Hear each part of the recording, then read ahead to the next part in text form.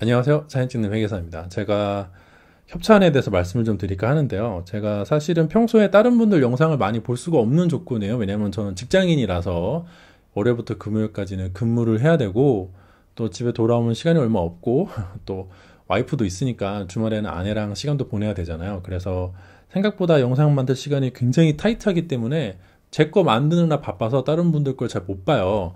근데 근래에는 이제 R5, R6가 출시가 이제 곧 눈앞에 있고 발표가 된 다음에 저도 굉장히 관심 있게 보고 있는 제품이기 때문에 드물게 다른 분들 영상을 거의 다 챙겨보고 있어요. 국내든 해외든 뭐 나왔다 하면은 거의 처음부터 끝까지 스킵하지 않고 보는 편인데, 제가 한 가지 드는 의문은 지금 출시하기 전이잖아요. 그럼 지금 기계 만져보고 있는 사람들은 뭐 외국인이든 국내에 있는 유저든 간에 다 협찬 리뷰입니다. 근데 협찬 리뷰라고 표시하지 않는 영상이 너무 많이 돌아다니고 있어서 약간 조금 당황스럽더라고요. 제가 과거에 그런 일이 한 번 있어서 한 번 제가 어떤 거를 본 적이 있어가지고 그때 굉장히 안 좋게 생각하고 좀 그거를 이제 좀 뭐랄까 진지하게 시리우스하게 생각을 했는데, 근래에 보니까 너무 막 그냥 이렇게 막 대놓고 돌아다니고 있는 것 같아서 이거 좀 아니지 않나 생각이 들긴 합니다. 뭐 이런 말 하면은 제가 왕따 될지는 모르겠는데, 협찬이면 협찬인 거 밝혀야 된다고 생각을 해요. 물론 협찬 리뷰라는 거에 대해서 정의가 사람마다 다를 수가 있어요. 그 진행하다 보면은 여러 가지 케이스가 있는데, 일단은 제품을 대여받고 원고료가 있는 경우가 있고요. 제품을 대여받고 원고료가 없는 경우가 있고요. 제품을 그냥 받고 제품을 내가 가지고 원고료 없이 진행되는 경우도 있고, 뭐 제일 좋은 거는 저한테는 제품도 받고 원고료도 받는 거겠죠. 보통은 공산품 같은 경우는 제가 대여받고 진행을 하는 편이고, 서비스 같은 경우에는 이제 그걸 받고 진행하는 편이겠지만, 어찌 됐던 간에 그게 다 협찬 리뷰라고 저는 생각을 합니다. 그 시청자분들도 그렇게 생각하지 않을까요? 지난번에 루미날4 같은 경우에는 다소 조금 애매했는데, 왜냐면은 그 경우에는 제작비가 없었어요. 그리고 할인 코드를 올려놓고 그 코드를 사용하면, 예를 들어 어떤 소비자가 할인 코드 내고 구매를 했으면은 그 일정 퍼센트는 돌려받는 뭐 그런 방식이었거든요. 그러다 보니까 영상을 제작할 단계에는 제작비가 없는 거죠. 그리고 정확히 나중에 얼마를 받게 될지도 모르고, 그런 상황도 역시나 이게 협찬 리뷰인지 아닌지 다소 조금 애매하잖아요. 근데 어쨌든 간에 프로그램 자체는 제가 루미날4 측으로부터 공짜로 받았으니까 어찌 됐든 나중에 리워드가 있든 없든 그거는 협찬 리뷰라고 생각을 했고, 거기에 대해서 밝혔어요. 이런 말씀 드리면은 모르겠어요.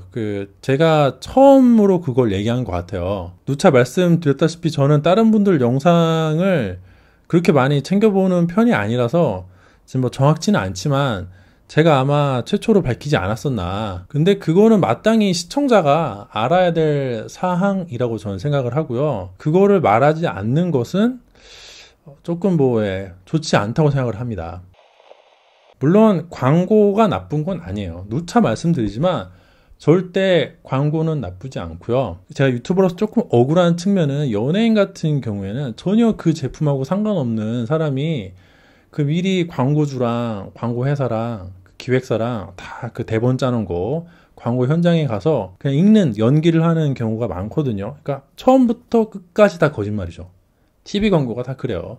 처음부터 끝까지 진짜가 1도 없고 다 거짓말이에요. 심지어 그 거짓말을 하는 거를 생중계를 하잖아. 연예가 중계 이런 데서 무슨 연예인 광고 촬영 현장 이런 데 가보면은 그 연예인은 그 제품 잘 알지도 못하는데 미리 써져 있는 대본을 촬영 감독이 시키는 대로 잘 소화를 해내면 되는 거잖아요. 그렇죠. 뭐 정수기 광고를 한다 그러면은 정수기 사용해 보지도 않았고 정수기를 사용해 보지도 않았으면서 그 정수기 좋다고 막 물 마시고 뭐 끝내주네 좋네 막 이런 말 하잖아요. 아닌 경우도 있지만 TV 광고는 그렇게 처음부터 끝까지 모든 게 다 거짓말인 경우가 있고, 심지어 그 과정을 생중계를 해서 그거를 거짓말이라는 걸 알아도 소비자가 그냥 넘어가요.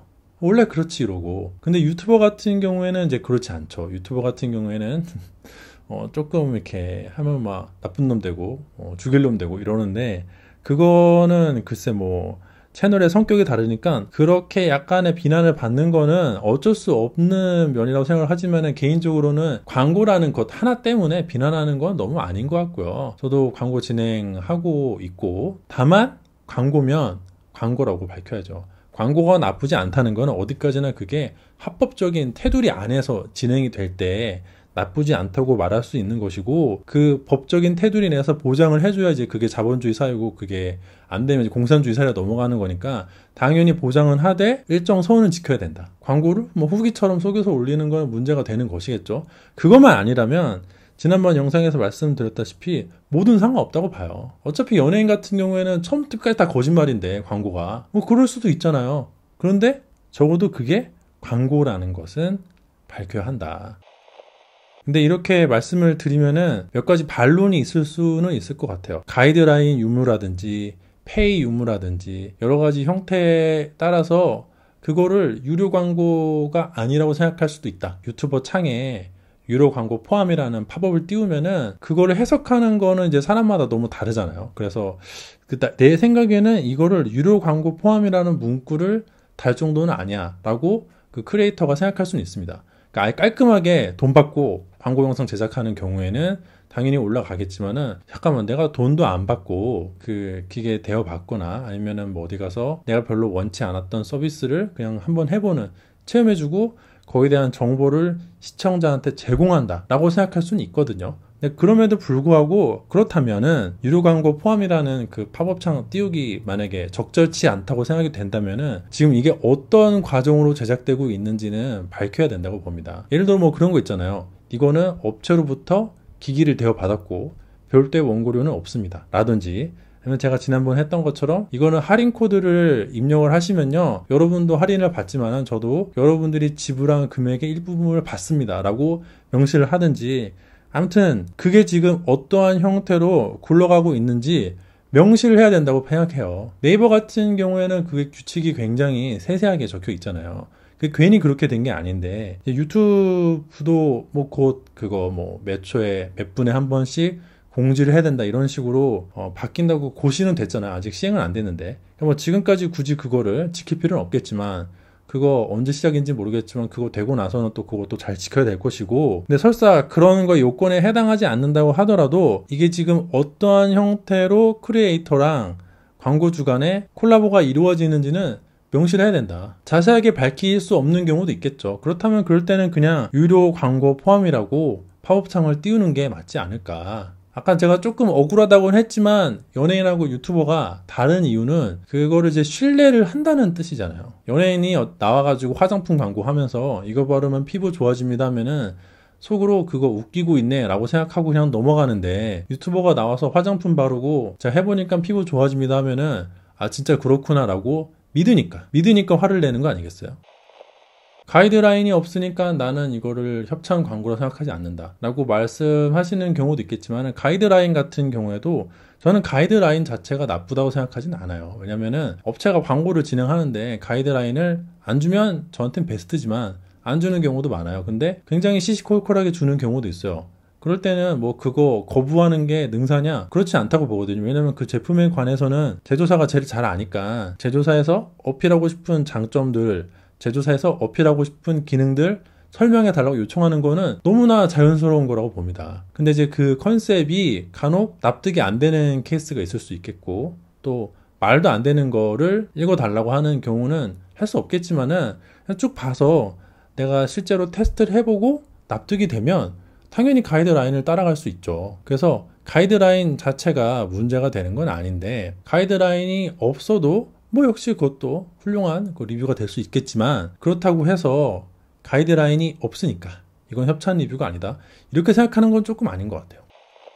이거는 업체 측에서도 조금 생각해 봐야 될 지점이, 예를 들어 광고 같은 거 진행하면은 악플이 달릴 수도 있어요.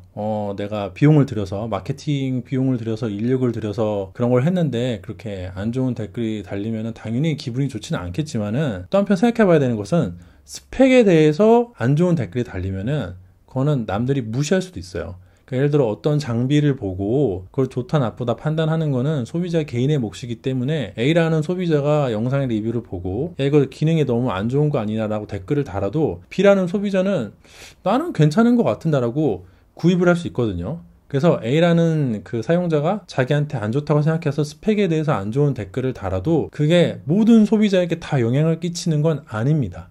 아니에요. 그런데 그 외의 악플, 예를 들어 야, 이거 광고인데 왜 속였냐? 야, 이거 너무 어처구니 없는 컨셉인데 이건 좀 아니지 않냐? 이런 식으로 악플이 달리면요.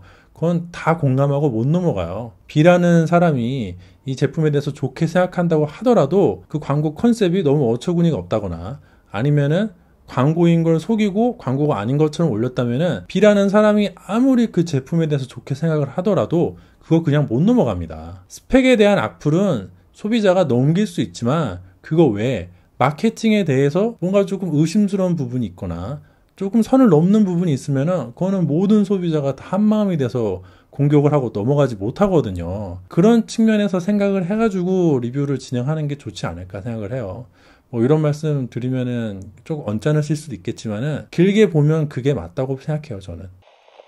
제가 이런 말씀을 드리는 거는 제가 뭐 대단히 잘난 사람이라서 그런 것도 아니고요. 저는 그냥 직장인이고 그냥 장비병 환자라서 뭐 이것저것 사서 쓰고 이런 거 좋아하고 그냥 관련해서 떠드는 거 좋아하는 사람이고요. 대단한 사람에서 하는 건 아닌데 다만 근래에 제 그 상식과 제 어떤 그 기존 가치관에 있어서는 납득이 안 되는 이게 뭐 좀 이렇게 보이는 것 같아서요. 제가 조금 뭐 당황스럽고 내가 비정상인가? 라는 생각이 들기도 하고 하여튼 뭐 그렇습니다. 말씀드리기 조심스럽고 아마 들으시는 분들이 뭐 야 뭐 결국 하고 싶은 말 이렇게 돌려 말하냐 라고 하실 수도 있는데 나까지 게 뭐라고 이런 소리 하나 이런 생각이 들기도 하거든요. 녹화하면서 지금. 그래도 누군가는 이 정도 말은 해야 뒤에 이어서 또 뭐 선의의 피해자가 없을 거라고 생각을 합니다. 오늘 영상에서 다소 뭐 주제 넘은 발언이 있었다면 그 부분에 대해서는 조금 사과를 드리고요. 이게 어떻게 진행이 되든 간에 조금 더 투명하게 되었으면 좋겠습니다. 올려주신 여러 리뷰들 정말 잘 보고 있고요. 아쉬운 측면이 있어서 이런 점만 보완이 되면은 유튜버도 좋고 시청자도 좋고 업체들도 마케팅을 조금 더 이렇게 신뢰 있는 한에서 할 수 있지 않을까 생각해서 올린 영상이라고 봐주시면 감사하겠네요. 이상 마치도록 하겠습니다. 감사합니다.